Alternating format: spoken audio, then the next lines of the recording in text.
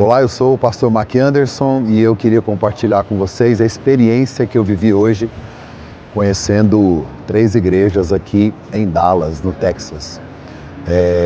Me surpreendeu, foi algo assim que o Espírito Santo, de maneira muito viva, trouxe para nós inspiração, vida, trouxe graça, renovação e algumas revelações que eu acho que nós estávamos precisando.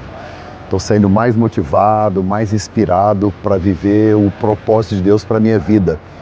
Porque se o que Deus fez aqui pode ser feito em outros lugares, eu acredito que nós podemos viver isso também no Brasil. Eu aconselho você que ainda não conhece as Big Churches aqui do Texas, para que você viva essa experiência, porque ela é sobrenatural.